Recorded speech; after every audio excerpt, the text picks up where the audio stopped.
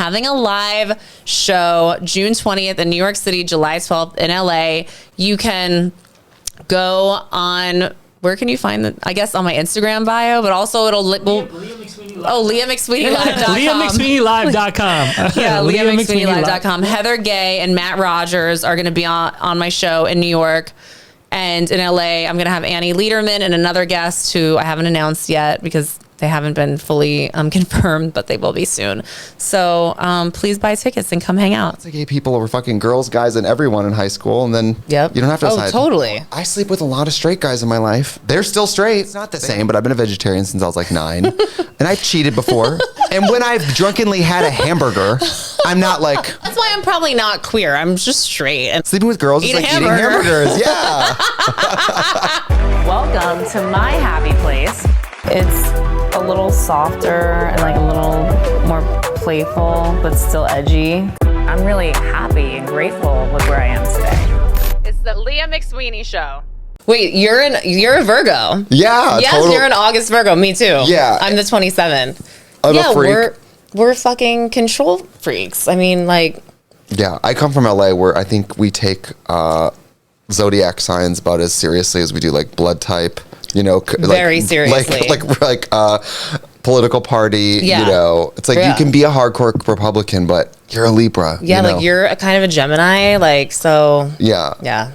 But what's your rising and your moon? Do you know? I don't know. I'm bald rising, and my moon is. I don't know. Wait a minute. Is marijuana legal in New York? Yeah, it is. I think so. Everyone smokes it.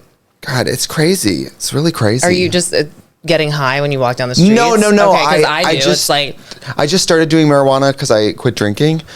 Oh, okay, cool. So I'm on my marijuana journey, but I'm having to catch up to shit that everybody else who smokes marijuana knows. Yeah. So I don't know which states it's legal or anything. So when I leave California, it's confusing. Yeah, it's legal here. And it's like, actually yesterday I was like, oh my God. Well, I'm like the annoying girl who's like, because I don't want to get stoned. I'm sober. I'm like not trying to get stoned. And I'm just like, what the hell, guys? Like, how is this like even like, how are you? I'm old now. So I'm like, can you do that somewhere else? You know? No, no, I'm exactly the same like way. on the street. I'm just like, really? Just like kind of extra. Wait, so tell me about the no drinking and the weed and the. Oh, I just took a break. You know, I've been doing drag since I was 21. Yeah. So I've been drinking alcohol since I was like 21. And I've just never taken a long break. I don't have like a fancy sobriety or like a rehab story or anything. So I don't have like a harrowing tale. Yeah, there's no like crazy bottom. Yeah. Unfortunately, I just woke up one day and was just like, I'm just going to give it a long break. So I've just been chilling, not doing it. It was weird at first just because, I mean, drinking is so much of drag and nightlife and fun. Yes, and I love drinking. I love alcohol. And I probably will again someday, but I'm on just like a long stretch. How long? I mean, like 5 months, which doesn't sound long, but for drag queens, I think that's long. A long ass time for anyone, you know? It really is. I mean, I think like also, it's crazy because I think that in like 10 to 20 years, alcohol is going to be like what cigarettes is now. Like cigarettes are like taboo. You know what I mean? Like people look down on smoking cigarettes. Like that shit is nasty. I haven't smoked in a few weeks now. So, but smoking must be really hard to quit. It's really hard. Katya just had to quit, and she was like climbing the walls for like 4 days. Yeah, it is. You know, I actually had stopped, and then when I went on Ultimate Girls Trip in Thailand, it was so horrible and stressful. I started smoking again, and then I haven't been able to stop since then. And then I got like bronchitis like 3 weeks ago, so I'm like, okay, I need to stop.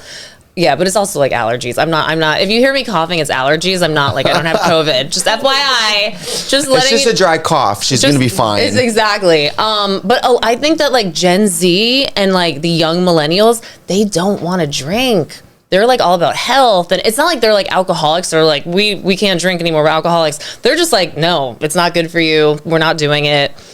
You know, they're lying to us. It's bad for us. I don't know. Yeah. I'm going to drink again at some point. I think part of it for me was like, I want like one glass of wine to hit me like it did when I was like 20. Oh, so let's take a long break. Oh, yeah. So, you know what I mean? Yes. So I think when I come back, I'm ready for like an adult drinking phase where when it's time for a drink, I've like meditated on what drink it's going to be and it's fancy and I make it, you know, I want it to be more of an event. Right. Because like, I don't know, I want to become that type of drinker. I have a friend, Ben de la Creme, the drag queen. I don't know if you know who that is. One time I was at her house and she was like, "You want a drink?" I said, "Sure." And that bitch fucking rolled in a bar cart. And I remember so chic. My wig flew. I was just like, "What?" And she like was like, "What do you want?" And I said, "I don't know." I think I said, I don't remember what I said, but she was like, "Sure," and just was like. And I was like, "Oh my God, at my house, we just, take a room temp bottle of wine from 99-cent store and just pour it on our naked bodies." So this is much fancier than that. But I'll definitely come back to it because I love nightlife and drinking and the whole fantasy and the spectacle of it. How are you liking performing and doing drag and without the alcohol and stuff? Like, is it... Well, I've never drank during shows. Oh, so okay. So no. It's not like, got it. But I'm not going to lie. I mean, at the end of a show when I'm like hyped and I had such a great time, but my feet hurt and my head hurt from the wig and stuff, I used to always be able to walk backstage, sit down in the dressing room. And then while I was getting in drag, my ritual was always like, they would have a bowl of ice with a glass of wine sitting in it. So it was ice cold without being watered down. Yeah. And that flavor, that taste, when you're like just starting to get out of drag and your show's done and it's like whatever, like, Kirkland white wine from Costco that they have on tour. Oh my God, not Kirkland. Yeah, I love Kirkland. But I'm sure I'll do it again. I'll probably get through Pride. I know everybody says they're busy, but I'm one of those people who's really busy. Yeah. So, no, you are like, but especially in LA, everyone's like, "I'm so busy." I'm like, "Oh, that's." I don't think you are, Mary. No, I don't think you are. They're really not. No, you like actually like own a hotel. You have multiple TV shows. You have singles. You have makeup lines. Like I'm like, how do you do it all? I don't know. I just think nobody says no to me, including me, and so when I get an idea, I just go for it, and that's why also no one says no. I guess when I want to do something, I get so fixated and wrapped up in it and like whirled up in my own fantasy about it. By the time I've told someone about it, I've formulated it. I'm like, we're doing this. So that's also why sometimes I will flop because like I don't know what I'm doing, but I'm emphatic and enthusiastic about what I'm trying to do. That's what I was going to ask you. So does everything that you do become a success or have you had failures? I mean, I think everything so far is like, everything has turned out what I thought it would be. Okay. Because I think I lack that drag queen gene of like delusion where I will do something even though I shouldn't be doing it. Like I'm not doing gymnastics. That's like a housewife delusion too. Yeah. Well, I think the housewives and the drag race queens have a little bit of a same DNA sometimes. Yeah, I think there's some similarities. Like I think the drag queens could hang at BravoCon and the housewives could hang at DragCon, which DragCon is this weekend. I'm That's amazing. My second year in a row missing it, and because it's in it's in LA. It's in LA. Okay. Yeah, they used to do one at the Javits Center here. Right. I don't know if they still do it. Okay, cool. But I skipped last year because I'm on tour, and this year I have the GLAAD Awards tonight. It's also DragCon is magical, of course, because the fans have such a good time. Yeah, but it's an undertaking. Being in drag at like 9 a.m. at a convention center. Oh my God, it's so much. It's wild, the fan base that you have. Like it's like a beautiful, amazing thing. Like how did it even start? Like was it YouTube? Was it the YouTube videos? Was it social media? I think honestly, I think it's just, at the risk of sounding, I don't know if you're allowed to acknowledge that I am probably luckier than other drag queens in a lot of ways, including following. Got it. But I think a lot of it just has to do with volume of content. Because I put out so much content. I'm not prettier or funnier or a better singer or anything than anybody. But I'm just putting out shit because, again, I'm vibing. I'm just like, that sounds fun. I'm just going to do it. Yeah. I'm going to fuck around and find out. You know what I mean? Yeah. Or like if there's a skill I'm interested in, I just will figure out how to do it. I will learn how to use Final Cut. I will learn to DJ. I'll learn to sell. Like that's the part of drag that I've always liked is if you want to learn to do that, you probably are just gonna have to learn how to do it. Because especially in the beginning of drag, you don't have money. Right. Most drag queens still never get money. Like drag is not about making money. That's for fucking sure. Yep. And so I think the way I kind of broke through initially was obviously Drag Race, but then I was doing with Katya, the show on that green screen show that everybody has accidentally clicked on YouTube at least once, right? And so I did that. We're in 8 years of that now. Wow. And then because I love YouTube just has such a reach. I think 5+ years ago, people would treat YouTube like, oh, it's a stepping stone to maybe being on TV, or it's basically glorified social media. YouTube now, it's its own thing. It's basically like running your own little mini TV network. It's so fun because in TV, you know this, like if you want to make something on TV, you usually have to basically all executives want is a ripoff of something that's already successful. Yeah. Like, that's what they want. They're not innovative, really. I don't love dealing with them. Yeah. It's like everybody. And you have to get their approval and you have to get their everything. And with YouTube, you get to do your own fucking thing. You're in control. You're the boss. You have your own, you get to edit yourself. Yeah. All of that. And then our studio's not bigger than this, really. We just sit down, act a fool, and leave and hope for the best. I mean, there was times where I edited, but now we have other editors and stuff. But YouTube is just fun because you can do whatever you want. Yeah. And you can make products or sell things, but because the audience follows you, when you introduce a product, it usually has to do with something you've authentically cared about, thought about, complained about. Yeah. Like when I launch a white eyeliner, you will know it's good because I've complained about every white liner on the planet on my YouTube channel for 5 years. So would you ever do a straight YouTube channel where you're like, today I'm going to try every item on the McDonald's menu? I feel like it's so out of my realm of understanding. It's like my daughter probably understands YouTube so much better than me. But if you're telling me I can make money that way, I'll try every single McDonald's thing on the menu and do it. But yeah, it's not in my wheel. I don't fully understand it, And also it's I'm in that I'm a zennial, I'm a geriatric millennial. Oh, so what's your birth year? I'm 40. 82. Okay, Same as Katya's 40. Yeah. So I grew up without social media and the iPhones and stuff, but then got it when I was 20. So I don't know, maybe that has something to do with it, or 19 maybe I got my first cell phone. I don't know what I'm trying to say here, but I know I never want to feel okay, boomer, but I really, if I have children, they will be puritanical, Amish, technology-less That's children. What you say. Then you have your kid and you're all the 2-year-olds have an iPad. I guess I better get my 2-year-old the iPad also. But it is upsetting because my daughter, she's just on that TikTok. She's on that TikTok. I'm can you at least try to make money from this TikTok or something? Because she has had a few videos go viral, but she's a very private person. But she's very fashion-y and she understands social media. And the other day, I'm can you help me make a TikTok? And she's okay, let's put on let's listen to let's put on Ice Spice. And she's Mom, you need to know the words, it's gra, fucking, whatever. I'm I don't know these words. She's going so fast, I can't do this. And she's just listen to me. You're not doing it right. I've had 5 videos go viral, so listen to what I'm saying. And I was this needs to be she's your manager now. I know. I'm this is the video. You yelling at me that I don't know what I'm doing is the video. But I think it would be fun to do my own YouTube. I mean, I have this on YouTube, but it's not this is a little different. But I think after being on reality TV and having someone else control the narrative and the edit and not being, it's obviously very... There's something very freeing about it, though. I mean, Trixie Mattel, we're the executive producers, David and I, so we got to see every edit, which being in reality, when you're the executive producer, is much easier. I'm so horny for it now. Now when I'm on something where I don't see the edit, I'm in bed right. What did I say? What did I say? What are they going to use? Yes.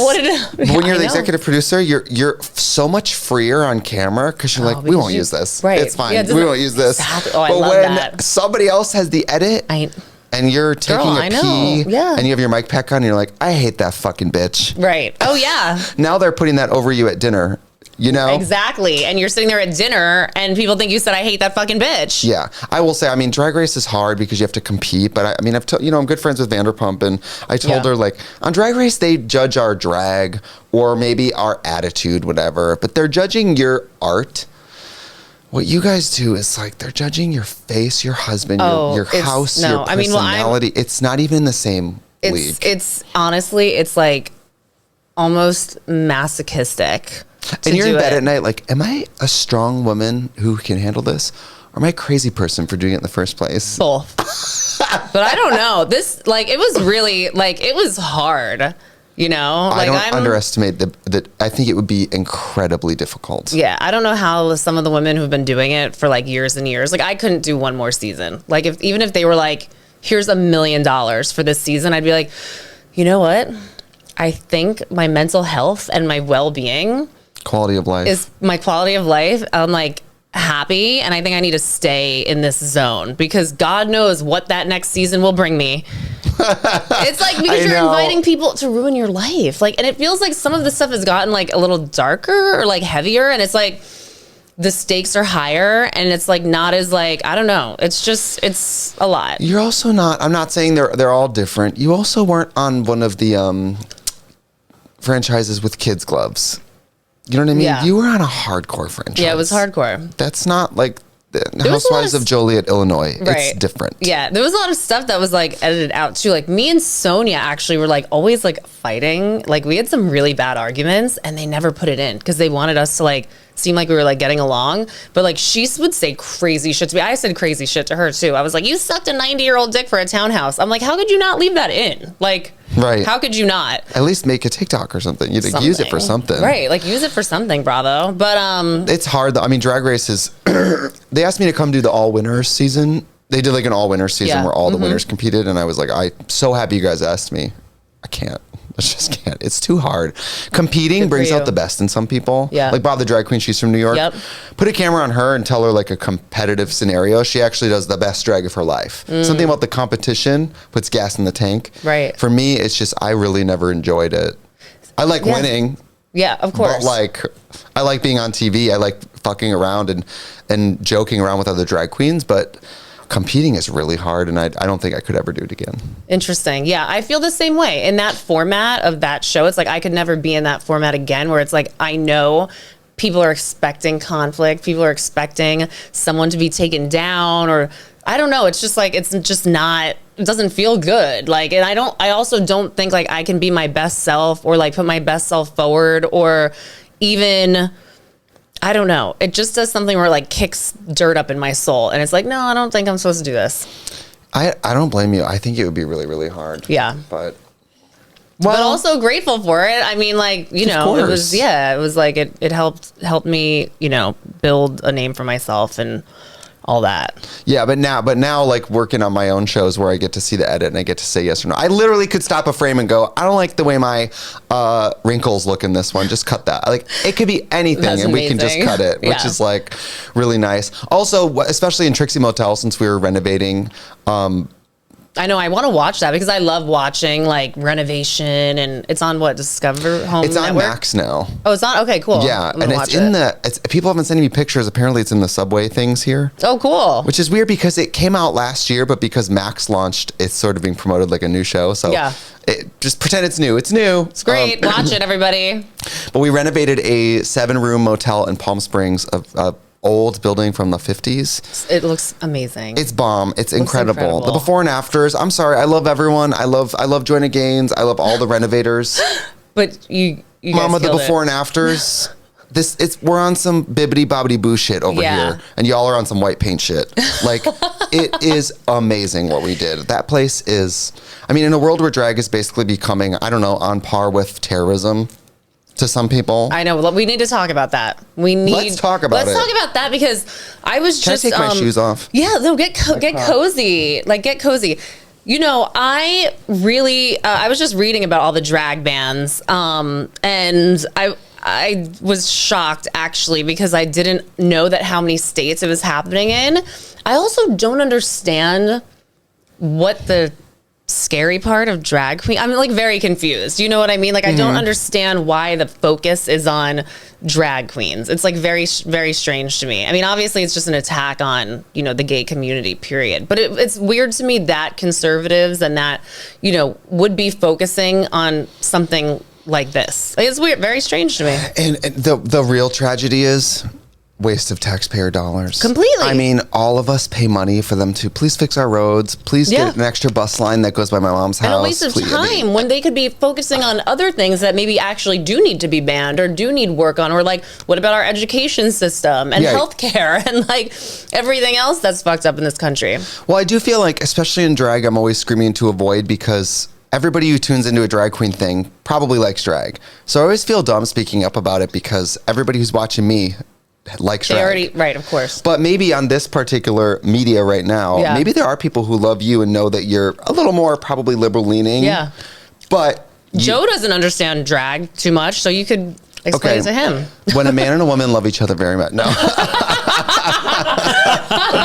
And they go to the Party City on the way home and they pick up a wig. I was trying to explain to him like the drag story hour because I feel like it all started with this. Yeah. Didn't it? It was like kind of, yeah. It was like the drag queens are with the children and they're at the libraries and they're, you know, and it's like, okay, well, if you don't want your kid to go to drag story hour, don't bring your kid to drag story hour because it's also, and I'm very pro free speech. It's censorship of free speech to say like, you're not allowed to do this. You're not allowed to have a story hour. Like, that's insane to me. Right. You're not allowed to perform. If you want to bring your fucking 5-year-old to a drag show that's not obviously at a bar or a 21 and over place, and that's up to the parents. Not the performers should not be punished that a child is at the performance. To me, that's crazy. And some of it's like they could go to jail for 10 years and also be on a sex offender list. And honestly, a felon. I mean, it's insane.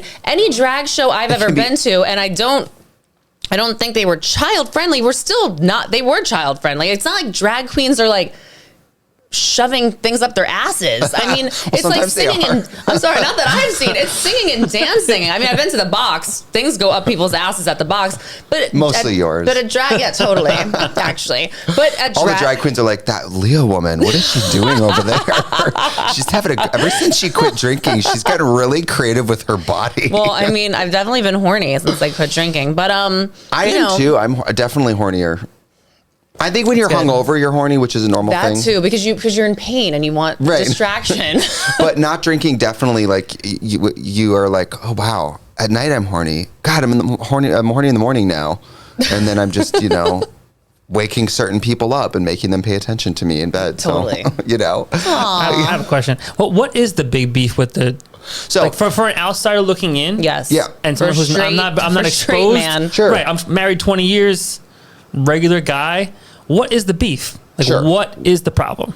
So basically, drag is think of drag like you think of music, stand-up comedy, gymnastics, right? It's a whole field. Yes. And in drag, there are people like me who are foul-mouthed, very politically incorrect, like not child appropriate. I perform for adults. Yeah. I desire to perform for adults, and I don't really care about children. Yeah. I never go on stage thinking about children. I never am backstage going, I hope the kids like this tonight. Yeah. Never think about children. Does any drag queen though? No, I would have become the tooth fairy. It's fucking ridiculous. Exactly. Yeah. So I don't think about kids, but there are also on the extremes. I would say I'm somewhere in the middle as far as appropriateness because I am fully clothed and I dress almost conservative for a drag queen. I mean, I dress like a little 60s housewife. Basically, but I have a foul mouth, but my kind of message is always, pretty positive.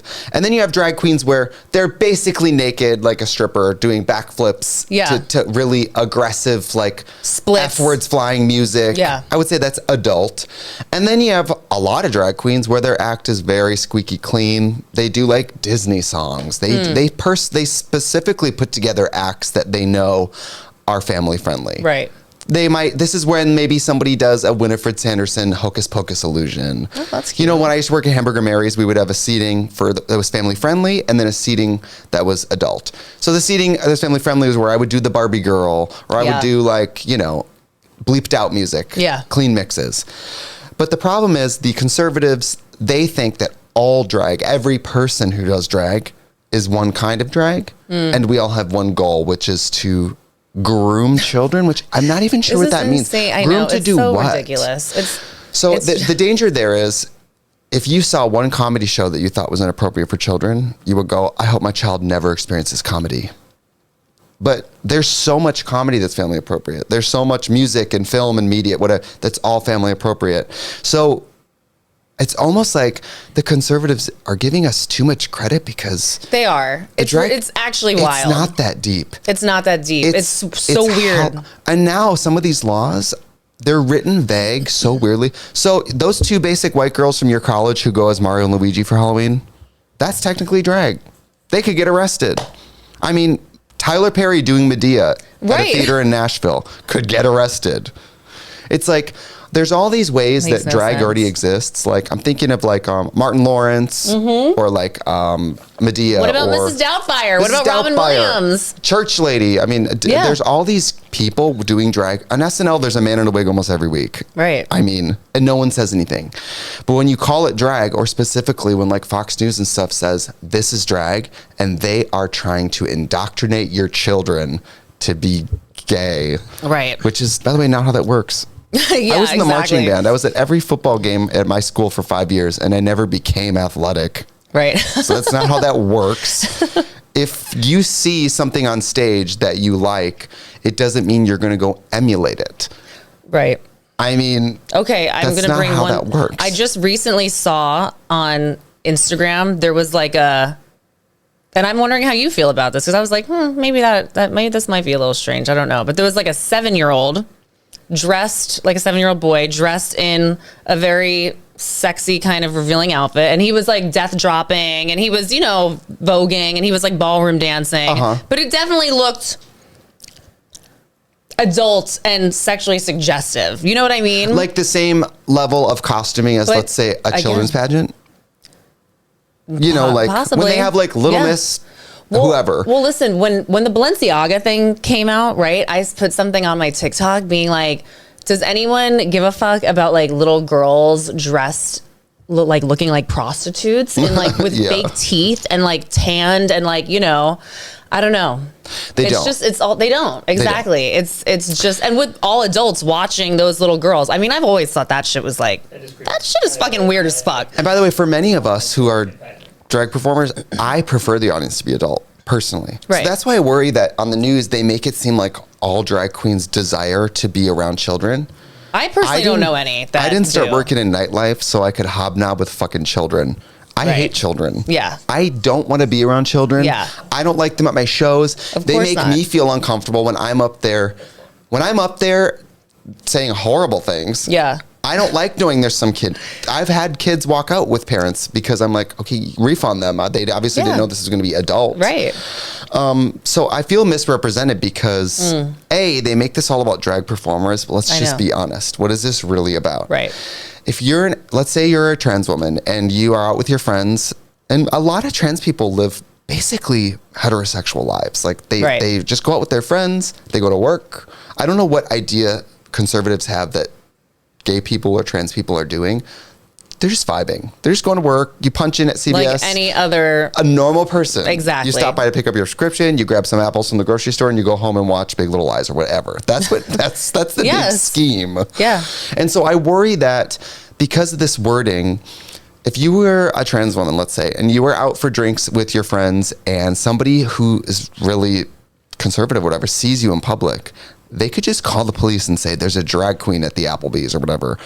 And then you have a misdemeanor, and the second misdemeanor in some of these states becomes a felony just because you were outside your house wearing some fake hair. Like, That's fucking crazy. what are we doing? It's really What if crazy you're like a because woman wearing a wig? Is that that's not, the problem. And like, it's very confusing. How can you? Oh, people get so fixated on other people's genitals too. Like, Yeah. imagine being trans and just like, I don't know, at the library reading a book to yourself, not to children. Right. And someone walks by and is like, they have a penis, they have a vagina. I need to know because that changes my feelings about whether or not they should be here. I'm Right. like, go home. Yeah. In fact, if you aren't comfortable with what you might see outside the house, maybe you shouldn't be leaving the house. Yeah. Maybe you should stay inside the house. There's a Never lot of different leave. people in the world. Yep. You will never run out of types of people to find out about. New groups, new religions, new types of people every day. Imagine, and obviously I live in LA, you guys live in New York. We live in like a version of Yes. the world where we get exposed to so much. Yeah. But the whole middle of the United States, it's like when they go to Target and they see a bunch of Trixie Mattel shirts right now that are there for Pride, they might get wild and complain or Slay, by the way. cool. Yes, cool, very cool.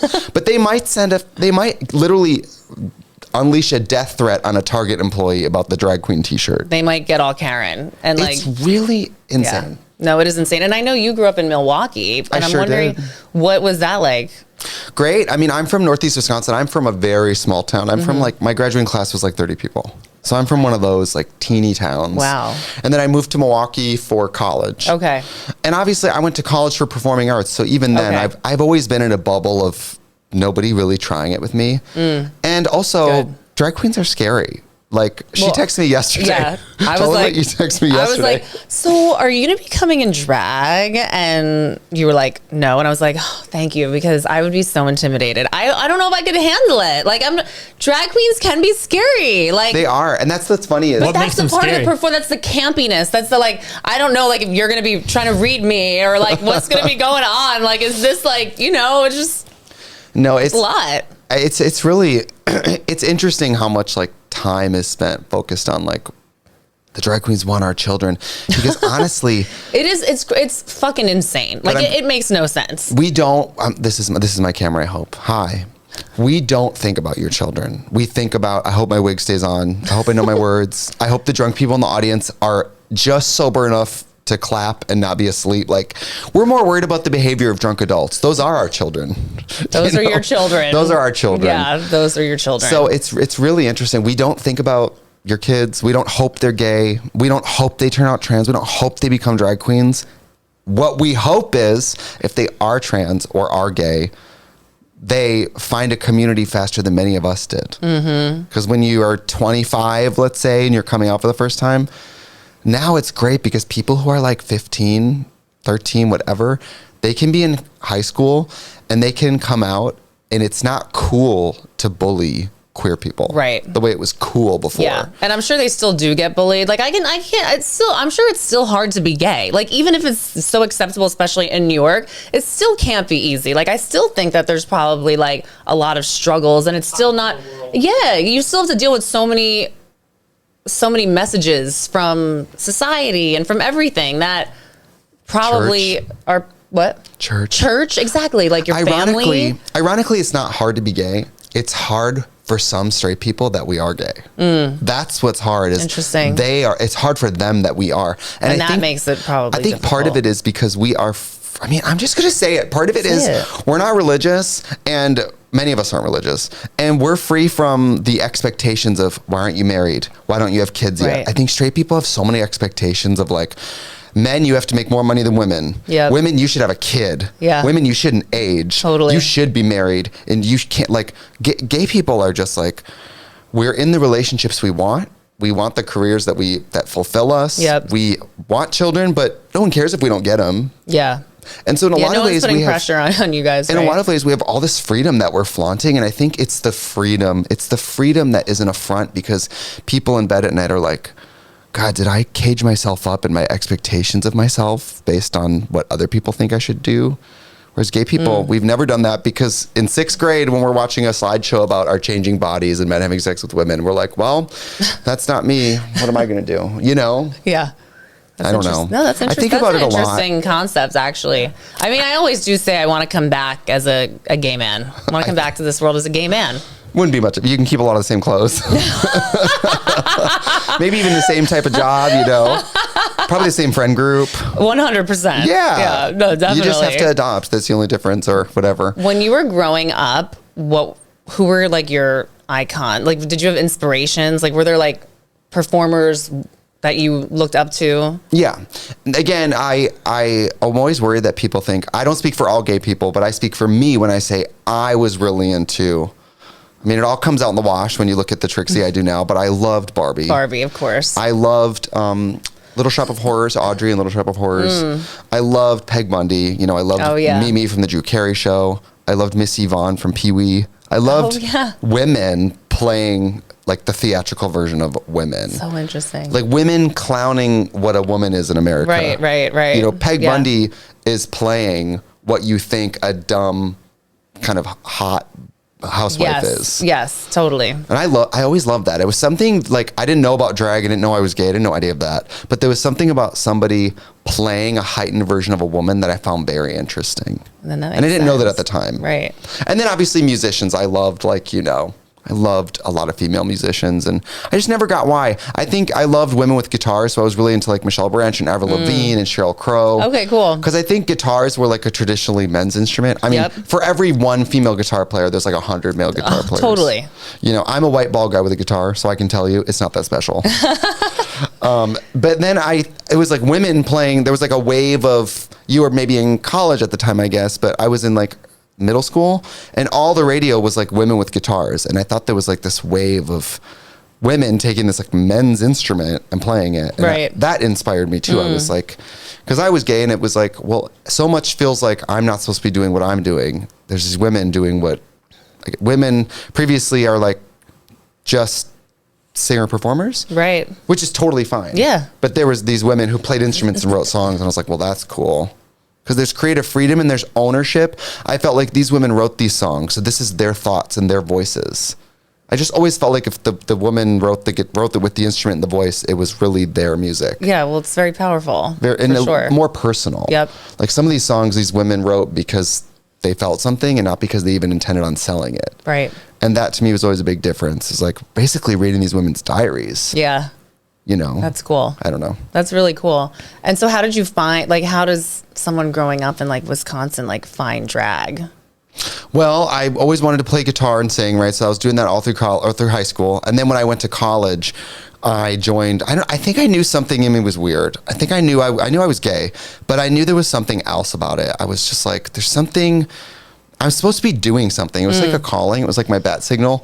And I saw the Rocky Horror Picture Show, and Milwaukee had a theater called the Oriental Theater where they have the world's record for the longest running consecutive showings of Rocky Horror. Wow. On the original 1975 film. So it's like one of those reels where like it's green and distorted and horrible because it's the old film. That's cool. And I went to see it, and there was something about people in a movie theater screaming, throwing popcorn, wearing wigs covered in fake blood, throwing glitter, acting stupid. And there was I didn't know about drag. I didn't even know I was looking at technically drag, but I was like, there's something here I need to like tap into. It was almost like I was hearing a dog whistle of like, that's what I'm supposed to be doing.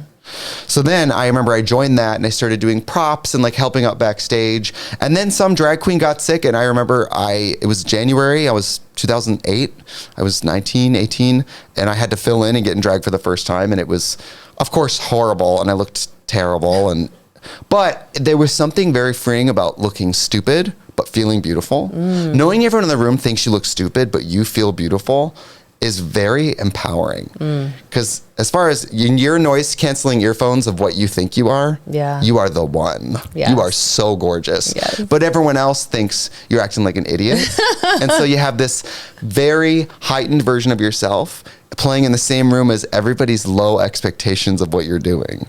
So it was like ultimate freedom. And when you spend your whole life being like, I hope I don't use my gay voice today. I hope I'm not walking too gay. I hope I'm not. Then you're in this environment where everything that's ever super gay about you becomes an asset. And you're like, holy shit, this is like, I can't believe the whole time in every other venue, this is like almost a weakness. I mean, society hates women, right? Let's just be honest. Yeah. And they also hate men who forfeit masculinity. Yes. Men who are at all sensitive, like women's things. Yep. Anything like that. Men who are nice to women, men who believe women are equal is a problem for some people. Right. So when you're in drag, you are a man forfeiting your natural born privilege. Right. And that's really disrupting for a lot of people. Yeah. For a lot of people. For some women, they feel like that's making fun of them. For some men, they feel like, well, why are you not being the man that you are? Yeah. And in drag, you're just like a walking billboard reminder of everything gender related is a construct. Which sounds really like liberal and like new agey, but being a man in one country might mean wearing a dress. Totally. Also, things are just, it's so much different now too. I mean, I think I've made more money than most of my boyfriends. You know what I mean? And when me and Rob had Cure together, I mean, I felt like he did a lot of the like mother things with her in a way. I mean, I was breastfeeding and stuff like that, but you know, he did a lot of the house stuff. I mean, not that he was a stay-at-home dad, but he was like doing the fucking like cleaning. I mean, I hate saying that shit because it's like that's like what the women are supposed to be doing, but he did more of that than I did. Like, you know, a lot of it really is a construct, and Yeah. Even the mother-father is like sort of a construct. Like what you're saying, those roles are interchangeable. They are. When people are like, you need a father, you need a mother, that makes it seem like you can't be a great parent as a single person. And that's just not. It's not true. That's not true. And also, there's a lot of people who have a mother and a father and end up really fucked up. Right. Like, some people have 2 sets of parents and they both suck. Yeah, exactly. It's like, so I actually have a controversial hot take when you said like that, like society hates women. I really do believe they do. But I also I think that white women are at the I should say like upper middle class white women. You know what I mean? Like I'm not talking about like poor white women.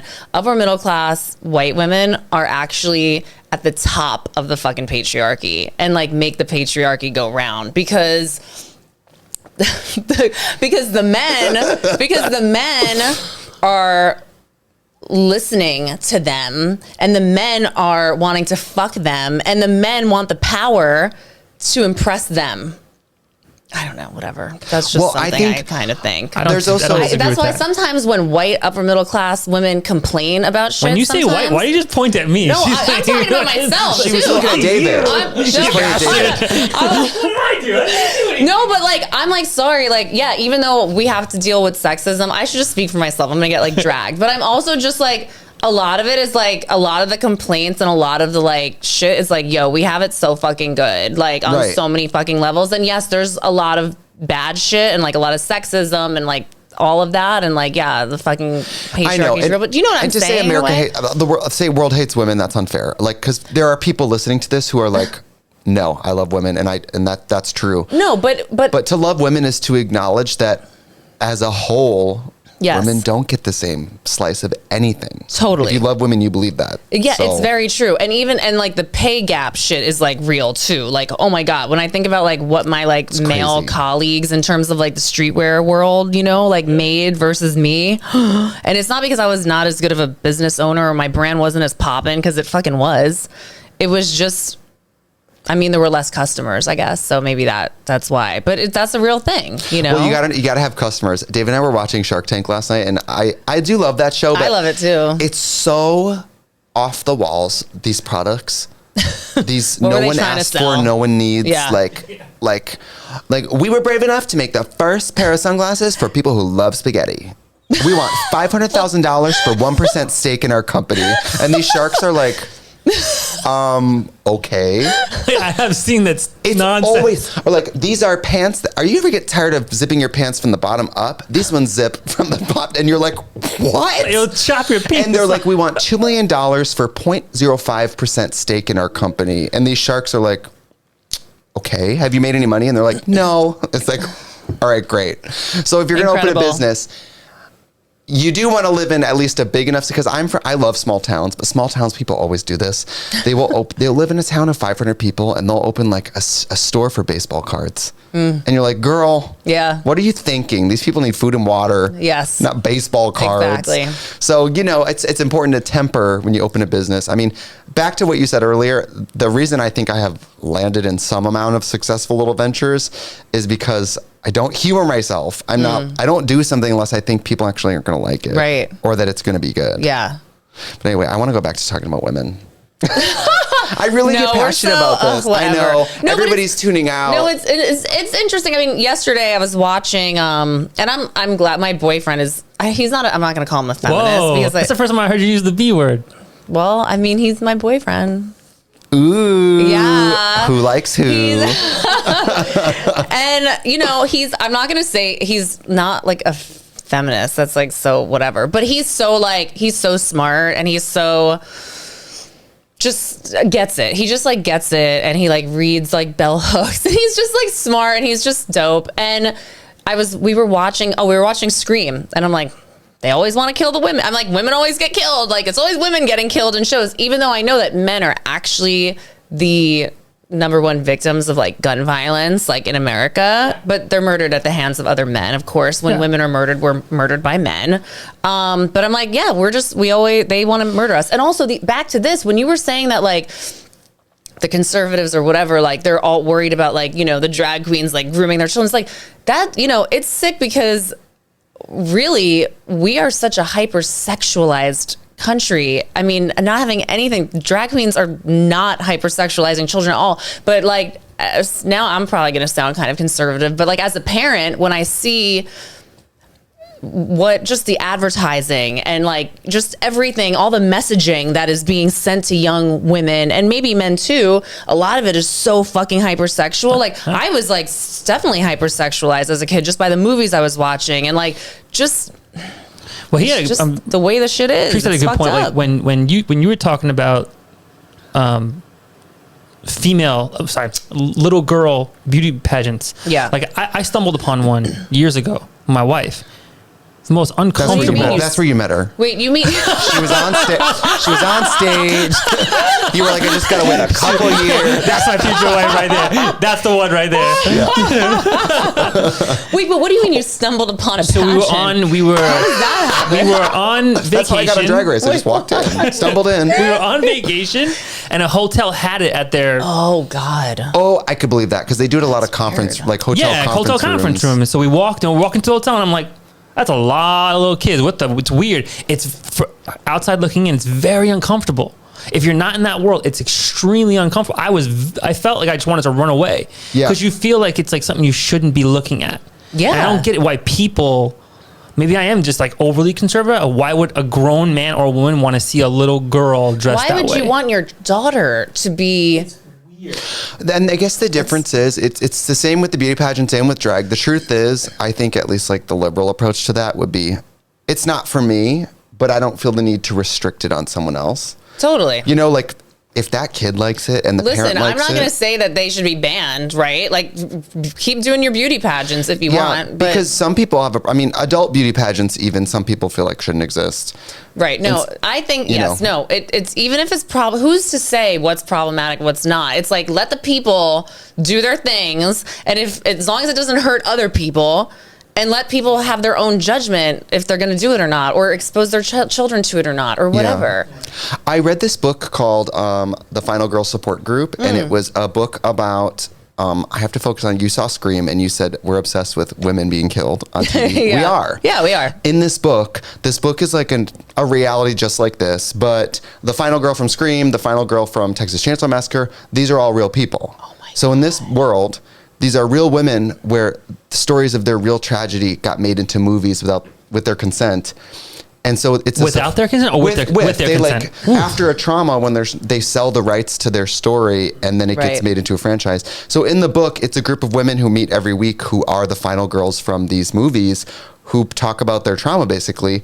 And then in the book, somebody starts killing final girls and they're trying to find out who it is because but in this reality, really interesting these major horror franchises are being made about their brothers getting killed, like the time their boyfriends got murdered, and they just have to deal with it. And one of the themes they talk about in the book is like, weirdly, we are obsessed with women getting mutilated in movies and television. Oh yeah. And it's a double-sided coin, right? Because on one hand, we're obsessed with like also the inherent sexuality. That's like murder. I think some people, murder in movies rings the same bells in them as like sex in movies. Yeah. It's heightened. It's penetration. Yeah. It's carnal. And on the flip side of that story too, all these movies are usually parables of a final girl, like someone a woman against all odds, right, pulling ahead. Yes. Or it's a parable about greed or like bad marriage, like usually like cheating or whatever. Yeah. But that book really made me think about like, we do love in America, we love women trauma on TV. It's fucking crazy. I mean, I love it. I'm not gonna lie. We all love it. That's what I'm saying. I'm not saying like people shouldn't love it. Right. Scream is the best. Yeah, it's so good. Did you watch all of them? Did you watch the new one? I saw the new one in the theater. The New York one. Yeah. You love? You didn't love? No. I'm like, these people aren't New Yorkers. No, okay. Because like, I would they think don't if you dress live in, like New Yorkers. They don't talk like New Yorkers. I would think if you live in New York, you're like, that's not where the coffee bean is. This movie's a lie. Yeah, you know what I mean? Exactly. Like, I was like, we don't wear our jeans like that. Like, is the train like that on Halloween though? All costumes? You don't take the train? I try to take the train today. I take the train all the time. Trust me. It's sucks, but I do it. Uber's so fucking expensive now. It's like I go to fucking 36th Street from my apartment. It's like $50. I'm no, Uber's I'm jumping on the R train. Like Ubers here are way more than LA. It's insane. LA, you can go a few miles for under $10. No, I know. Here it's literally $40. But on Halloween, but also it depends. No, not everybody. Not everyone's. It's not like that, really. Some of it, not a lot. All no. of it. There was a scene though with that bodega scene. But listen, in the 90s. In the 90s, remember how Halloween was always a dangerous night? It's not like that anymore. On Halloween, also back in the 90s, it was like, don't wear red, don't wear blue. Yeah. Why? Bloods and the Crips. Yeah, like it was don't a big deal. You like get hurt. you better not wear a blue North Face or like a red fucking North Face on the train. You're gonna get fucking cut. You get like beat that up. was also a thing. And then but Halloween was always like kind of like dangerous. You should be careful. But now they used to like run around and like hit kids. And, like fucking and, like, it was now that I'm into. My mom. See, now all us drag queens, some of us are like, oh, did I step on you? Sorry. My mom would tell me stories like if whatever candy you collect, I need to check it first. Remember? Yeah. I think that's parents just trying to get in on. But it was definitely the city in the 90s. It was dangerous. It was a little rough. Do we have real stats on kids like biting into razor blades and stuff? Very, very few, but it happens like one, and it grows. The story grows. It becomes like an urban myth, right? Okay. Yeah. Like you got poisoned. Like I ate the candy bar, I got sick. Like drag queens grooming kids. It's just a myth. Yeah, maybe it wasn't. You know, last night I was in the bathtub here at my lovely hotel at the Hilton in Midtown, and I was in my completely standard room, not upgraded in any way, and I was fine with it. I had made peace with it. But I was on my phone in my bathtub that barely fit my 6-foot body. I was going to say, how the hell did you fit in that bathtub? You're tall as hell. I look like a dead tarantula, like legs, like, you know. So I Googled because I knew we might talk about this today. I thought I just want to see if there's any stats about drag queens sexually assaulting children. I wanted to know. Yeah. Couldn't find any. Of course not. Couldn't find any. I looked. I really looked. I couldn't find any. Especially since so few drag queens come in contact with children, there's also just no probability that would happen. No, I know. Drag queens and children are never alone together. It doesn't fucking happen. That's crazy. And then I thought, let me try to find information on why in the Catholic Church so much pedophilia happens. Why just this church? Why just, because I was like, it's not all churches. It's not all religions. I converted to Judaism now, so. I'm right behind you, I think. But I was just like, why this religion? And they were saying some of the figures were so shocking. They were saying in France, it was something like over 330,000 cases of, and I was like, no, so zero drag queens. But then when it comes to religious figures, we're like, oh, it's fine. It's not that it's fine, but if they crack down on that the way they're treating drag right now. But if you guys really want me to blow the roof off this place, this country mollycoddles Catholics and Christians in a way that is absolutely fucking insane. It does. I agree. If Muslims were like, we don't like drag, the Catholics would be like, pipe down, terrorist. That's true. But the Catholics are like, we don't know about drag, and people are like, oh, yeah, let's get legal immediately. Like the Christians just get to say whatever, and everybody has to believe it because the white blonde person said it. Yeah, I mean, I also think crazy. Listen, I think most of our country is. I mean, and I want to tread lightly here because someone did. I guess I said some offensive things on Ultimate Girls Trip, which I don't even remember. And I wasn't saying like my mother's Catholic, like my daughter's Catholic. Like obviously, like I grew up Catholic, and I don't have like a bad like. I'm happy for like my Catholic like education, whatever. But I always challenged the Vatican and the Church to my mother. You know, I was always like, what? How? Why is this happening? You know, but. We are most of this country, and I mean, I don't really see Catholicism as like religious fanaticism because like it's kind of, but there's a lot of religious fanaticism in this country. That's unfair. Maybe I shouldn't say Catholic because that's but it's fine. Whatever. There's religious fanaticism within every religion, right? There's Jewish and Muslim and Christian and Catholic and whatever. But there is the evangelicals in the United States do scare me a lot, and I don't understand how anyone gets down with this and believes it and gives all the money to the pastors and the preachers who are preaching to thousands of people and are wearing fucking $10,000 suits and are driving Lamborghinis and are like, call this number, you need to buy this water. This water will save you. It's $10. I don't understand it. And that's the sad thing is like, I will I want a world where everybody can celebrate whatever religion. Yes. They can. Absolutely. I want that world. But it's like they don't want the world where I wear a wig for money. Your own, exactly. It's like, right. And like I said, if I get one thing across, it's just that like drag queens don't get together at night and sit around a map of the world and plot. Yeah. We're just vibing. How can I help? I'm a blonde white woman. People will listen to me. What do I do? What's funny is, as a, wealthy, famous drag queen, this law will affect me very little. Things have happened to me, like I was just in Florida and Governor DeSantis called my venue. 3,000 people, sold out. Governor DeSantis called 2 weeks before my show and forbid them from serving alcohol and said he would pull the liquor license if they served alcohol. In Florida? In Florida. This in just Miami? happened Where to was me. it? I think it was either Orlando or Miami, yeah. This just happened to me. And for me, I was like, well, I felt so infringed upon, but of course, people not drinking at my show is not on the same level of crisis as a trans person going to pick up a prescription and getting the police called on them. Right. That is way different. Right. And so it's weird because us big famous drag queens have this huge voice, but it's going to affect us so much less than normal people. Normal random people just that living. are being. I was gonna say, is there like a drag queen? Do you ladies have some kind of a union? Yeah, like an organization where you're coming together and being like, we need to lobby and talk to these people, or is that?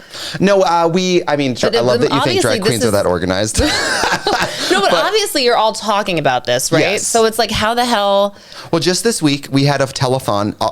Every famous drag queen on the planet, we all got together and we had a telethon that raised $500,000 last week. We're coming up. We're gonna round the bend to $750. I mean, RuPaul. Just RuPaul. Drag Race is a mainstream huge show, right? It's on it wins 12 Emmys a year. It has how many seasons? That's why 15. So I don't understand how. It's so strange to me because I just am there's real problems, there's real issues like healthcare and education and I don't think people have a problem with drag. I think that people have been, this word is so fancy, but gaslit. Yeah. People have been lied to. They've been told drag queens want your children. Right. We want them in drag. Yes. We want them gay. We want to turn they're them gay. indoctrinating them. But they want them to be mutilating themselves and everyone's going to be trans and they're, whatever. Drag queens are convincing your kids to do gender affirming surgeries. Right, exactly. But the truth is, that's not really happening. It's not. So normal people who have good hearts, who otherwise would go to a drag show and clap and love it, are being told, and they're being terrified about it. Yeah, yes. and they're being turned into these little pawns. Mm-hmm. And normal people you otherwise would like are just being lied to, and they just believe it because it's on the news. And if it's on the news, it seems, or if it's on the internet, it seems real. That to me, the Wikipedia is literally like the average, no pun intended. My name is Joe. The average Joe should You're not average, Joe. The average guy should just you're not. Well, the average family. You're not the average Joe because you're from New York. It's different. You grew up in Brooklyn. You know what I mean? 100%. We grew up. We grew up in a melting pot. I grew up on 24th Street and 8th Avenue. I've been seeing drag queens since I was 5 years old. You can't not see Lady Bunny pulling a suitcase down the street at some point. It's. But I think you think more people should try to dip their toe in both waters, go to a drag show, learn a little bit, and then go to try and see what the conservatives think and learn a little bit. Would it be easier? Because I'm hearing it, and I'm like, yeah, what's the problem? Well, the truth is, it's a whole spectrum, right? Me, a very prominent drag queen, I personally don't like performing for children. I personally don't want to be around children. Yeah. But I would assume a lot of drag queens, the drag queens I know really don't give a fuck about children, that's for sure. I would say 99%. Yeah. And so again, it's sad because it's not happening. It's we're being lawfully whatever. I guess the best thing you could do is honestly, when it comes up, because everybody's talking about it, when it comes up, be actually, I think most drag queens don't care if there's kids in the Yeah. don't care. Yeah. Oh my God, this reminds me, sorry, when I was 13, do you know Lucky Chang's? I'm sure you've heard of Lucky Chang's. Is it still there? I don't know. So when I was 13, for my friend's 13th birthday, her parents took us to Lucky Chang's. We went to an all-Catholic girls' school. It was the best thing ever. Was it scandalous? It was no, it wasn't. You know, it was like we went to dinner. They performed, and you know, they were the waiters and the waitresses and whatever. And then like we got up and we did a little walk down the runway, and it was fun. I mean, my mom was definitely like, "You went where?" She's like, "Okay, we do live in Chelsea, but wait, they took you where to dinner?" Like what? Were you Jewish yet? Oh no, this was when I was 13. Yeah, no, I just became Jewish last year. Oh, cool. Yeah. That's really cool. She's a new Jew. Brand new. I'm a new fresh Jew. Brand new Jew. Yeah. I've got that new Jewish car smell. Yes, I Yeah. do. That's cool. Yeah.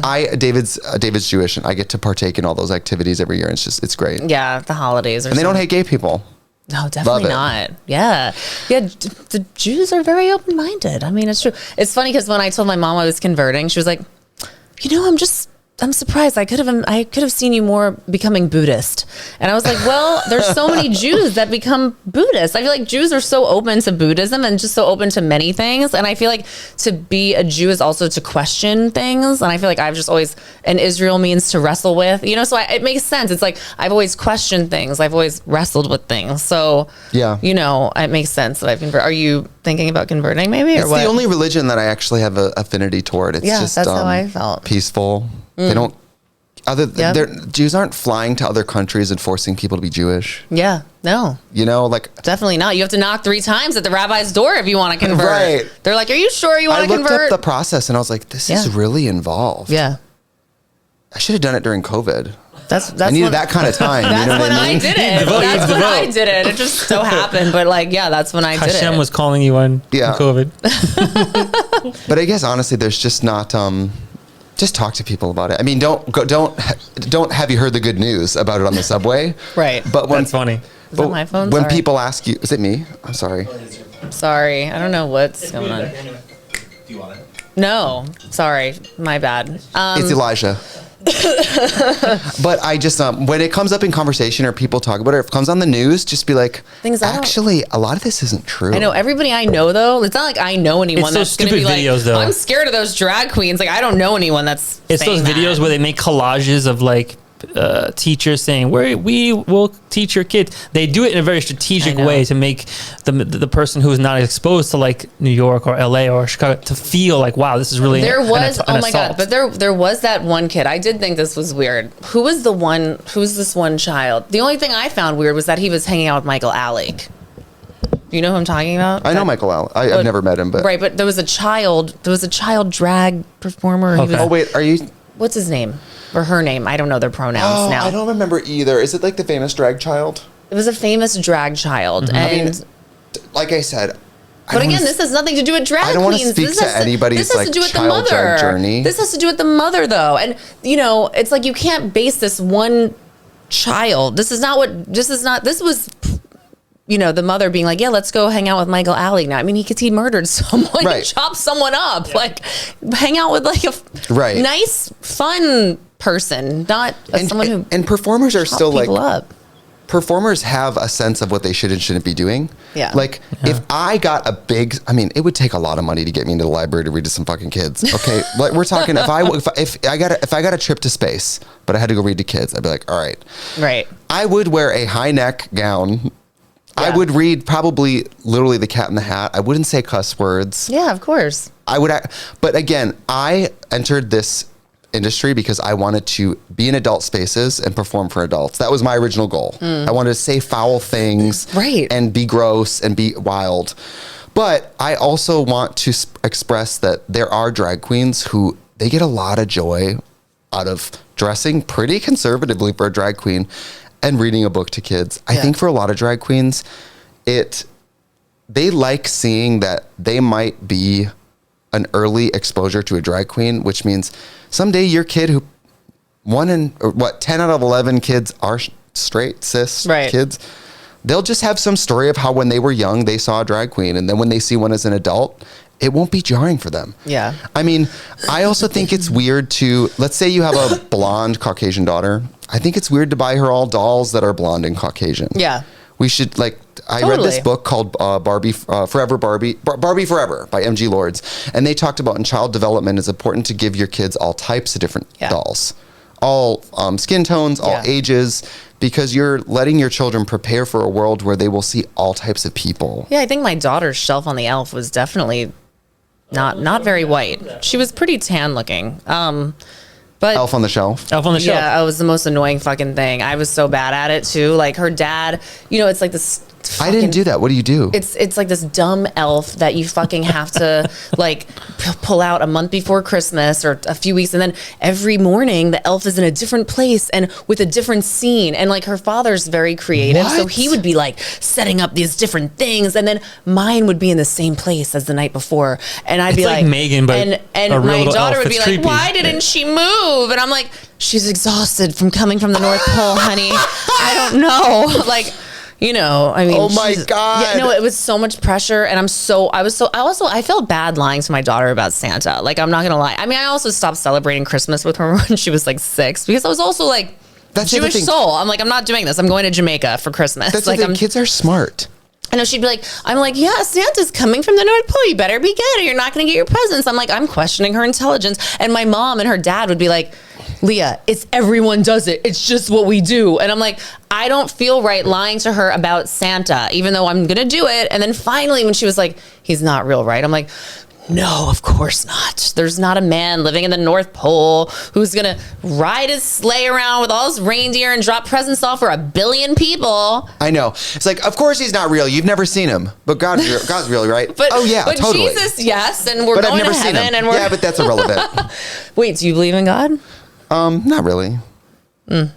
I believe that it's kind of dangerous to believe that we are in like some waiting room for something better. Yeah, but what about energy? What about higher power? What about of course, all that. All that, yes. But you're just talking about like the daddy in the sky thing. Yeah, but I'm a little psychic. Oh, are you psychic? Maybe. I'm pretty psychic. I had a dream last night that David had a sister, and I was like, do you know you don't have another sister? Are you sure you don't have a second sister?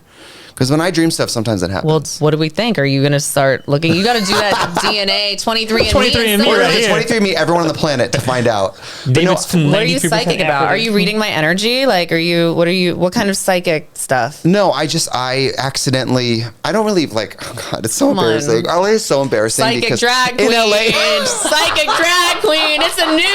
This is a new fucking persona, maybe. No. Trixie's got a crystal ball Can now. I say, when I heard about Rita Ora, the pop artist, I thought it was a drag queen read an aura. I definitely thought it was. I did. That's so good. But then she's a great musician. But I started just being right about stuff. And I'm going to be honest. I also don't have great memory. So sometimes my version of psychic is, I knew that. Someone's like, yeah, I told you. So sometimes psychic is just memory. But I think I do have a little bit of yeah, that's going to happen. Or what story? Yeah, tell it to us. The one about the number? Well, that one. But the one about the massage. Oh, this was the first time it happened where it was major. Yeah. So I'm getting this massage, right? Because I was on tour and my back was killing me. And which I never have back pain, but when you're on tour that long all year, it was just killing me. And after COVID, my body was not used to moving and grooving. So I'm getting my massage and this lady's rubbing me. And I have this clear as day vision, of a guy a little shorter than me, thin, dark hair, mustache, goatee, white t-shirt, standing in a kitchen, right? Clear as day, just while I'm getting rubbed. And I was like, that's weird. And 30 seconds later, she starts talking about her son. And I sit up and I go, does your son, is he about my height? Does he have a dark hair, little mustache, goatee? She's like, yeah, he lives with me. And I was like, I literally I had to take a clear as day picture of your son. Isn't that rando? What? And I was like, well, that's weird. And then a few more things like that happened where I was like, I can't believe I knew that. I was like, I knew you were going to say that. And then David was testing me. David was like, you're not psychic. I was like, I think I really am. And I'm kind of scared of it. Because my uncle, I'm Ojibwe, but I look super white, but I'm a quarter Ojibwe. Right. My Uncle Joe. I was going to say, do you have family history of psychics and stuff? Or? My Uncle Joe, he's very...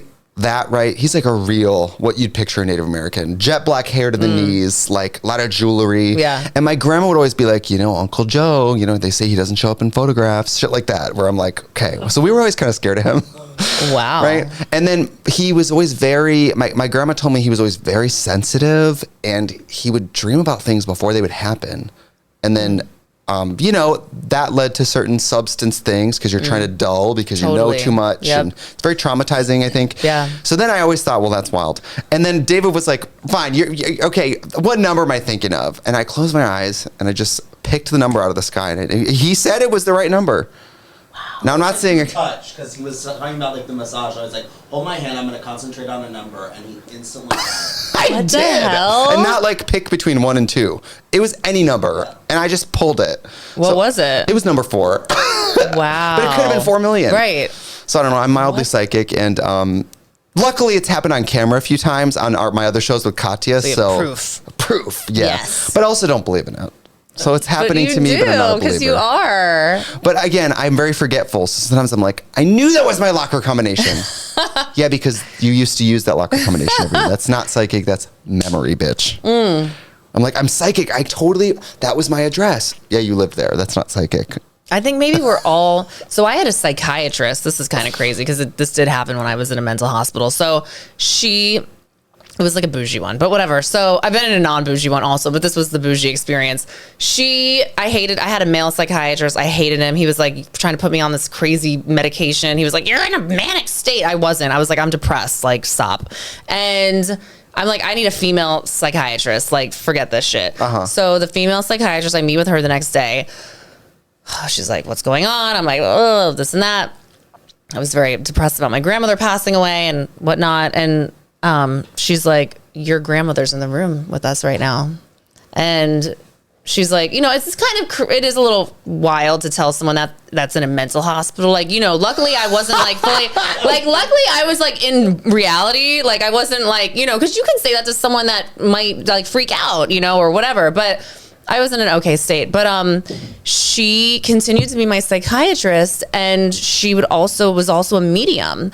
And one day we were FaceTiming. I continued to see her after I left the hospital. We're FaceTiming, and she's like, just talking about my grandmother. She goes, I'm sorry, but I'm getting a vision, and I'm seeing your grandmother. Something with the china, like a teacup or something. I was like, I don't know, like what you're talking about. I don't know about a teacup or whatever. A couple days later, I'm talking to my cousin on the phone.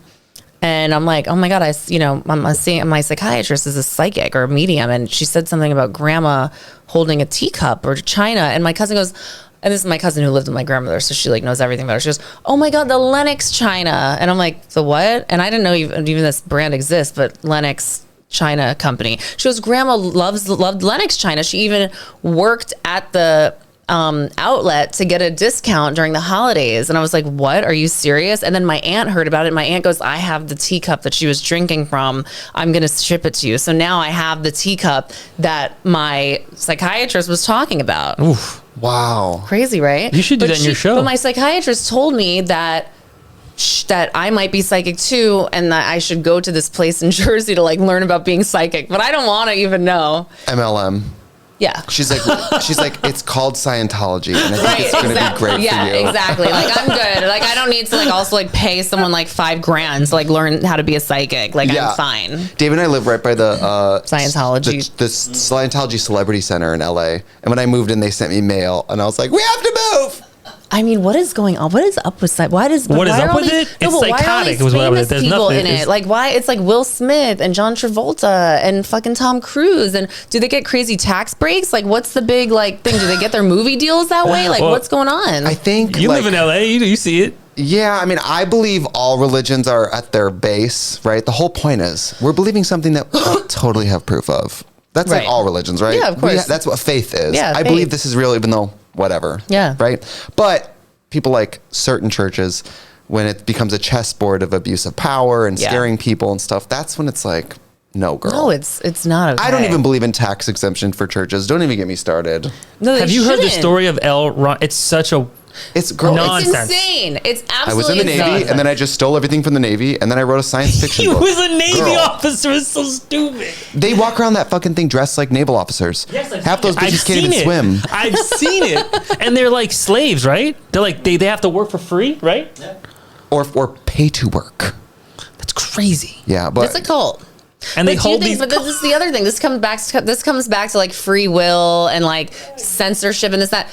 Are cults allowed to exist if people are if people are willingly joining them, where is the line between like, you know, it's even the Waco stuff is very much like it was an overreach of like government. It's a very nuanced conversation. I watched the Waco documentary, not the dramatized version, but the documentary. I watched the documentary. I like facts. But I was like, wow, until the shootout, it's really weird these people were living out here, but it's not like they were breaking the law. They weren't bothering None of those anyone. people had stories of having those children were not like, oh, it was horrible. Those children were like, we went to school every day. It was like we had a bunch of moms. Yeah. I don't have anything that's like hippie commune living. Right. Good for you. But when we're going to go Manson, when we're going to go Waco, of course, yeah. we don't have to go murder. No, murdering obviously is, you know, where we draw the line. I think David Koresh was also like possibly like raping people, but I'm not sure. I can't remember. But he was definitely like, or maybe he wasn't. Maybe he just had I can't remember. I don't know if it was sexual abuse or not. He had a lot of wives. But I think there might have been like, see, that's where it gets like. But doesn't the dude from Scientology have a ton of wives? I don't know. I think it's all about perspective and verbiage. I believe people should have as many wives as they want. People should be able to people should be able to prostitute and sell their bodies and do whatever they want to do. I never, even as a child, I did not understand prostitution being illegal. And maybe because there were so many sex workers in my neighborhood in Chelsea growing up. Your and mom. I didn't. Yeah. Grandma, great grandma. No, I understand. And the sad thing is that, I mean, that's a whole other thing is that's going to happen whether it's legal or not. Right, so why not make it safe? Should we make it safe? Yeah. I mean, these women. But also, but then like the government is going to be taxing them on that. And that's also annoying. So like get it while you, I don't know. But also, what if they get health care? If you get health care. Can we get health care, period? Like having. Can we fucking get health care, period? In the Netherlands, they have health care. They pay taxes. They have health care. They have protections under the law. Like that should be a thing. I agree with that. And if something happened, let's say, I don't know, you're Can we get free tampons? Yeah, totally. If you're like a 110-pound sex worker and you're going somewhere alone. Right. If there was more protections, you would feel safer. Yeah. You know, like, God, people just going missing, trying to do their job. It's really crazy. It's wild. You know what, though? It's all perspective. Like, it is. Is do you live in your car or is it van life? You know? Right. I've been watching a lot of van life and tiny home videos. People trick out these little vans. They live off the grid. They have their little Wi-Fi hotspot, no address. I dream about living off the grid. Oh, I think if I didn't do drag, I would have been long gone. Yeah. Where do you think maybe like, is it Alaska? Is it I think I'd be back in Wisconsin in the country. I love Wisconsin. I'm very passionate about small towns. I love that. I think most queer people have a bad experience with small towns, but I loved it. I do think small towns facilitate a sort of darkness. You know, they can, but then again, any city. That's anywhere. Your neighbor cannot call the police when you're being abused or whatever. That's in big cities. There's nothing wrong with small towns. It's like kind of a beautiful thing, actually, you know? Yeah. Like, and there's drugs. I mean, drugs have gotten worse in small towns, whereas in cities, they've always been there. Yeah. But like prescription abuse and stuff in small towns is so unchecked and crazy. I know. Someone told me I'm queer, by the way, which I didn't know. Maybe you are. Well, I mean, yeah, but this like 24-year-old, you know, they're the Gen Z, like, you know, they're interesting. They're funny. She's like, you're queer. I was like, I am?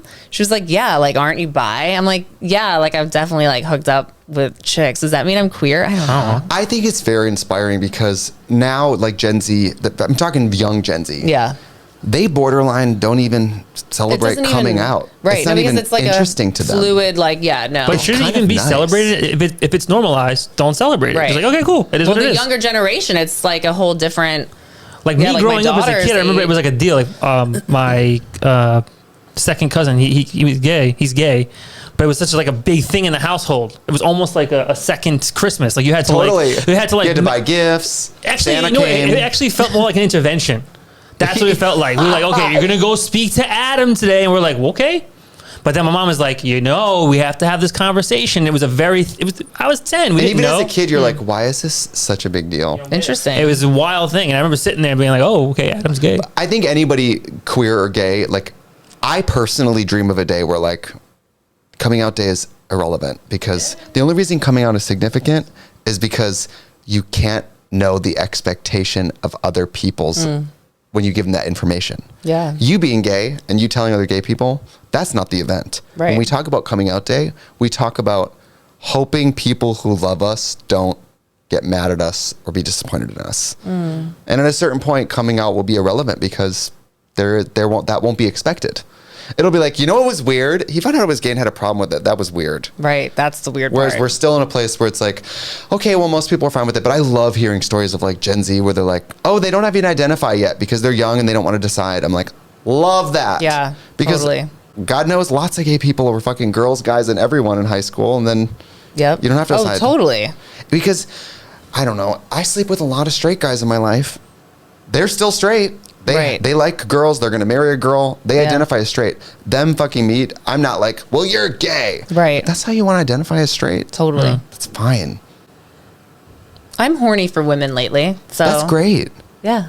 Better not let your new boyfriend hear that. We'll be doing that He doesn't believe in your together. relationship. We'll be- I don't believe it. Boyfriend. I don't believe it. That's No, the first time I I heard mean, the I word. wouldn't, It's I the wouldn't first like time I heard hook it. up with a woman like without him. You know, that's cool. Like, Right. Yeah, I'm also looking into sex parties lately. No, I love that. I've Yeah. heard from so many people that they're like, it's great. But I will say, whenever, I don't want to generalize, but in LA at least, when a gay guy speaks up about a sex party, I'm always like, well, that's what's been going on with you. Because I can tell you're unhinged. And that's like your, No, I'm a that's little like when you're not unhinged with us wearing a little Yeah. Oxford acting normal, you know? Yeah, no, I'm a little unhinged lately, so Yeah. it makes sense that I've been calling around for sex parties, and I really hope my daughter doesn't hear this podcast. I hope so too. God, if I had kids, Oh my God, she's been finding my vibrator because, you know, I use my vibrator during sex because it's the only way I can come. So lately, Right. I'm having so much sex lately. It's insane. So my vibrators are just like all over the place. And then she'll come home from school and I forget to and I literally have like one over here, one's there, one's charging. She's like, ew. And I'm like, oh my God. You know what? I was doing an influencer ad on Instagram with one of these. So that's why it's out. I actually did see your I stupid wasn't story using post. it. Thank No, you, by the way. I wasn't using it or anything. I was just taking a photo of it. but you know what though, the wholesome version of that is like overhearing your parents having sex. I mean, she knows that I'm getting laid right now. Yeah, what do they want? And They there's want like, what does she want me to not have sex for the Meryl rest of my Streep in life? Doubt. They want you to put on a little nun outfit. Right. Is No, she a maybe nun she in might. that? She might want that. You know. No, she doesn't know what she wants. She just doesn't want to think about me having. Is that sex, a big thing but in she- Los Angeles, the sex parties? Vibrators? No, Huge. sex parties? No. I don't know if it's a big thing. I think in gay world, it's definitely like always a thing. I've never been to one, but I also think gay people. It's they're also in the so- straight world, dude. Or come on, like there's all these fucking. I've been with the crazy, same person and also for it's- 20 years. It's a very different thing for me. Straight and gay together sex parties now. Also, Yeah, I think people are just vibing. I mean, as long as everybody's tested, right, and everybody says yes, that it's truly a victimless.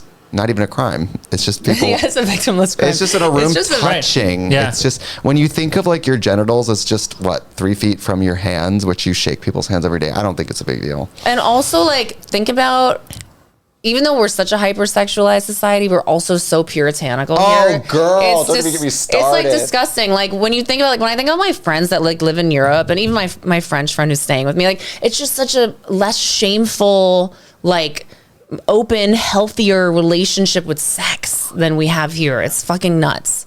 Like when we talk about like, oh, teenage years, like, oh, I had the worst sexual experiences, or like, only because you were less informed and everything had to be a Yes. secret and everything Yeah. had to be weird. Right. The reason you were sucking dick in a car, right. Lost was- my virginity in a car. Like, why the hell? That's a did I good do point, though. If you that? take away the taboo, you take away the scariness of it, it becomes norm. Like, okay, we just talk about it. Yeah, Exactly. if I had Same a with kid, periods. Same with Is that, everything. on your horizon? You can have kids? I think about it, but if I had a kid, they would know about sex. Yep. They would have access to birth control or condoms or whatever. Totally. Of course. And I would honestly, this is so unpopular, but because being gay in some way sucks, even as a gay person, even I would be crossing my fingers for like, well, if you turn out straight, you're probably gonna have a slightly easier situation at school, right? But like, we really don't. I think gay people especially have sometimes worse experiences because everything's super secret Oh, yeah. and Yep. super like, you don't know what you're doing, you know? And Because there's- you're really not getting any. yeah, I didn't have sex. education. I didn't have any sex, period. No, nothing until I was 18 years old. I lived in a small town. There wasn't like, Not even a kiss? I don't, maybe a kiss, but Like a French kiss? I didn't like hook up with girls or anything because I knew I was gay. So I was just like, we're not doing all so that. you never hooked up with a girl? No. Isn't that a gold star gay or something? That's I what my guess. makeup. That's what Colby says. Colby's like, I'm a gold star gay. I've never hooked up with a woman. Yeah, I always knew I wasn't into it. Oh. Psychic. That's that doesn't count as psychic, but it felt no, it was psychic. something. It was like your psychicness was like moving the energy around. Yeah. But I've never been with a girl because I always knew I was gay. Right. Although during COVID, I started watching a lot of girl porn. I started watching straight porn. Oh, I love that. Then I started watching lesbian porn. And pretty soon I was watching porn of just girls. Girls alone, like jerking off with a vibrator. What's going on there? So then I was like, even me, I was like, what do you think about that? well, I think in the 90s when I was 13 or whatever, I think that I thought they were straight and gay. And so at the first attraction to men, I was like, gay. So then during COVID, when I was like letting a little girl porn trickle in, I was like, maybe I am a little bit into girls. But even I've like, well, women are blocked beautiful. off. Women I've are blocked beautiful. off. Yeah, women are beautiful. Vaginas are beautiful. Like their asses are beautiful. I mean, really, it's like kind of amazing. Like it's kind of hard not to be into women. I think in some way. It's hard to not be into women. I mean, but I think it's important that like, if you are a teenage girl now or something and you have an attraction to a girl, that's what's great is you won't jump to being like, am I a lesbian? Am I bisexual? My first sexual experiences were with girls. Right. Yeah. And I never even questioned I was like, I'm straight. I'm going to probably want dick more than pussy, but I can do whatever. It's not the same, but I've been a vegetarian since I was like 9 and I've cheated before. But I've cheated before, and when I've drunkenly had a hamburger, I'm not a vegetarian anymore. Right. That's true. You know what I mean? See, that's why I'm probably not queer. I'm just straight, and then like sometimes I sleeping with girls is like eating hamburgers. Yeah. You probably plus. I mean, obviously, women are going to be better with women because you know how to drive that vehicle. Right. Yeah, that's true. Whereas, I mean, I will say too, like, I don't know if I was a teenager and I was fucking girls and I had to like act like I knew how to work a pussy when I in fact did not know. Yeah. Then what do you do? Just for years, be like, yeah, I killed that. Right. When in fact she leaves and she's like, that was horrible. Yeah. Well, I think about how much better a man can suck a dick than a woman. Probably. And give a hand job, obviously. I mean, there's no doubt about it. Like, I would think at least the hand job thing. Yeah. No, the hand job is so confusing. I don't even like doing it. When guys are first with women, aren't they just like fishing around for their house keys in there? Like, what are they doing? Yeah, I mean, guys literally like even they're like this, like aren't adult they? men. It's like, ow, that like hurts. You're not even. It's like 1 inch over. That's like my lip, not my clit. Like I don't know what you're doing. Like. Having like fucking 3 like this, like, you know, that doesn't feel good. Like, please stop. You know, that's like not what I my mean. guy. Luckily, he knows what he's doing. But yeah, sometimes it's just really, it's like tragic. Sounds like a UFC fight. Yeah. It's like, it's not fun. And because there's so much don't talk about sex, when you're young too, you're like afraid to say, I don't really know what I'm doing. Can you tell me if this feels okay? Whatever. Right. There's not a lot of communication. Whereas I think the more you have sex and the older you get, you're like very vocal about what works for you. Oh yeah. And then everybody wins.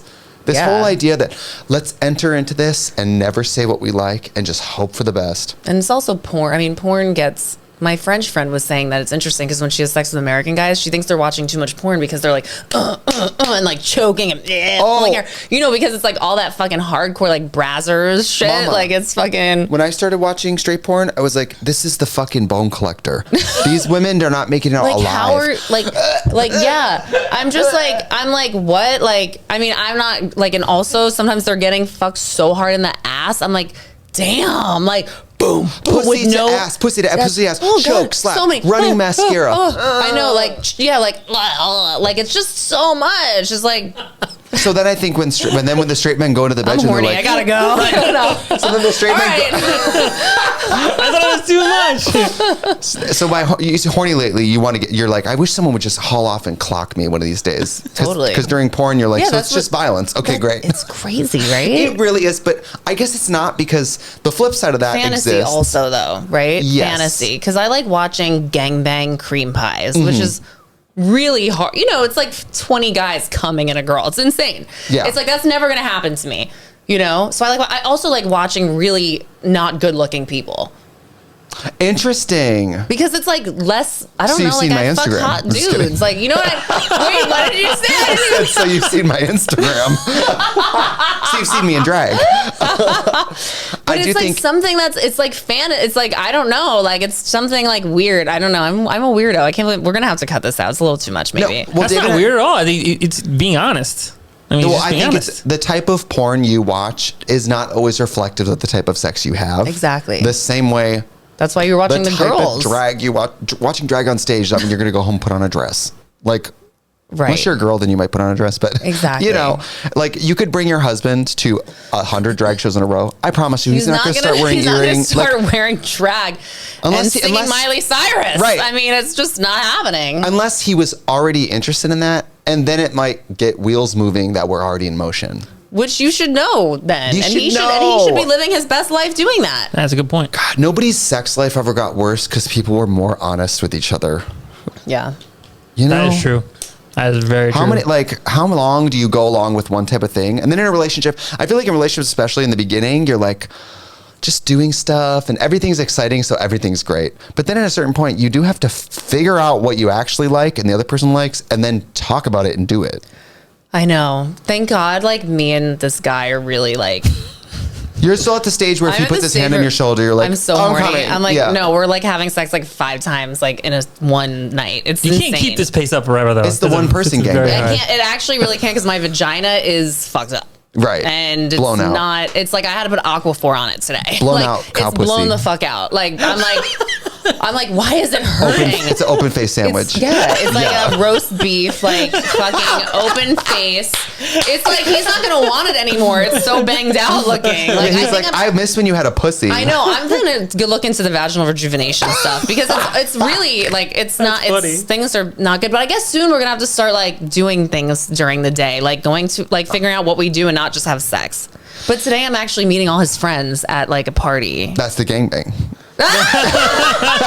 He saw your porn history. He saw my history. He looked at it. Oh my God. Okay, let's finish with that, because that's just, we're going to finish with that. This was so much fun. It really was. Wait, you're actually the best. Thank you. And there's so many things that I really didn't even, well, we're going to have to hang out in real life, and then I think so too. Yeah, do more episodes and stuff too. Wait, do you ever go to, when you're here, do you ever go visit? Do you ever like pop in at, and maybe not in drag or in drag? Do you ever go to drag shows here? Where you're like, this is my thing, so I'm kind of not going to do that. Well, when I'm here, I'm usually here on a press tour or something, so I'm in drag all day. Right. So you're and usually I'll go I'll find I love Flaming Saddles. Oh, what's that? I've never been there. It's this gay bar over, Dave, where is it? It's downtown. Okay. And it's like a cowboy bar, so they play country. Oh, that's so funny. And the bartenders get up on the bar in cowboy boots and dance. It's a little touristy, but so I'm cute. a tourist. That's so cute, though. Okay, what did you fuck with Pieces or Playhouse? You know any of these places? I've been to Pieces once. Okay. I've been to Industry. Shout out Bootsy. Shout out Bootsy LaFerris. Yep. Yeah, so I go see the girls, and you know, there's a few of the girls here Shout who out work Lexington Banks. like 5 days a week, and those like the big famous New York drag queens. Yeah. I usually go see them. You want to see the girls because the New York girls, they go up there and perform for an hour alone, which they don't do in other cities. That's New York only. They do that in London and stuff, but it's very regional. In New York, the girls go for an hour by themselves, which is very different. Chicago or the Midwest, you have maybe 5 drag queens that each do a number, like a review. Got it. And then in LA, it's maybe a few queens and they cycle through. But New York is different because it's your night. It's branded around you. You go on for an hour every Tuesday at 11 p.m., whatever. Yeah. And that's fun because then you get these girls with Marty Gold Cummings. Right, of course, yes. Where that's their bar and that's their thing. And they're so in it that they're so good every week. Oh, I need to text her back because I'm supposed to go. Thank you for reminding me. Marty? Yeah. She's an icon. Yeah, she really is. She gives, you want to talk to somebody who knows about, I'm like the layman's terms of the drag bands. Yeah. She's I know, because because she's like in politics and stuff. Yeah. And she always, for how liberal she is and how much she is like at the end of her rope, she always comes from a place of like seeing the other side, understanding people. Wow. Which, that's really incredible. Because a lot of people don't do that. She also gets mad and yells, Yeah. But how can you not at this point? Well, on that note, drag queens are not fucking scary. We need drag queens. We love them. And thank you for coming on. Really appreciate it. Thank you for having me. Bye. Bye.